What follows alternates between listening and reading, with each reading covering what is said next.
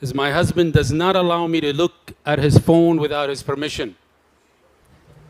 Am I allowed to look at my husband's office emails and messages and discussions with his friends and social media activity on his phone without his permission?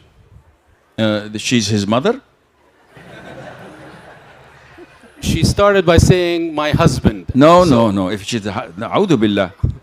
Who in his right mind would call himself a man and allow his wife to snoop and poke her nose in things that are none of her business? Ditch her. Get rid of her. Get someone new, akhi. Younger, more beautiful, more religious, and who would respect you. A woman who pokes her nose in her husband's affairs like this is not someone worthy to keep. And at the same time, a man who spies on his wife's mobile and reads her chat, and I've had this in counseling sessions. The man, I don't know if there's an app like this, spies on his wife's calls and phones. I don't know how they do this. I want to get one. And off the record, don't throw this to my wife. But he says, I spy on my wife. A'udhu billah. Allah Azza wa Jalla, وَلَا تَجَسَّسُوا. Don't spy. It's haram. It's a major sin. So you have no business, because what does it insinuate? What does it mean when you want to look at your husband's chats and emails that you don't trust him? Any marriage that is based on this trust is not going to last long. So take the decision today and move on with your life. Jazakallah khair. We're trying to keep the peace. Sometimes the peace needs war before it. Seriously. And again, I can't. I do not sugarcoat, unfortunately. I know I'm rude, I'm vulgar, I am savage. You call me whatever. Who cares? Sue me. But the truth is, sometimes we need to slap people to wake them up. If a woman does not know that she's the weakest link, she will abuse her husband. I have sessions with men who come to me crying in a session, and the wife is next to him.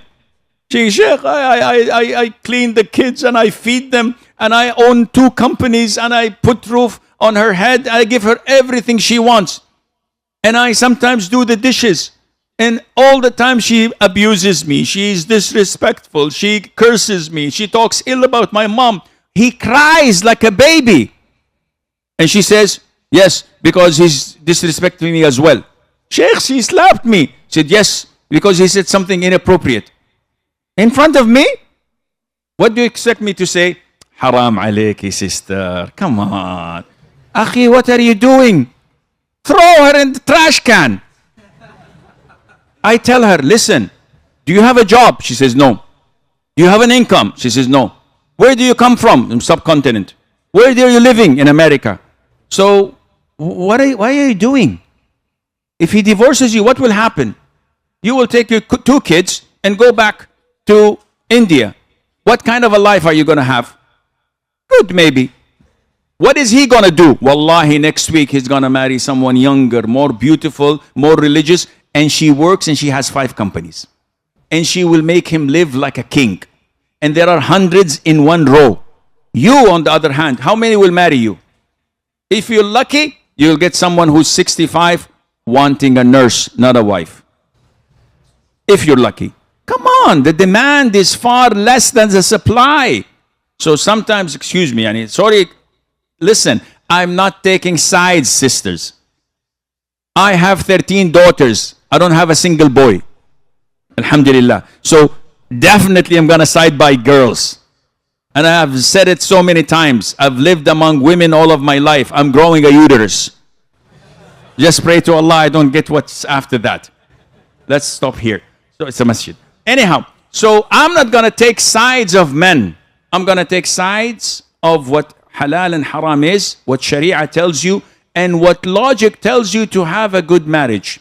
When you're submissive, when you're obedient, when you're diplomatic, wallahi, he'll be like a ring in your finger. you can control him like a child. But when he's married to another dude, the man says to me, Sheikh, I'm married to another man. She's not a woman. This is what's happening. In this case, la, Allah ditch her and have peace.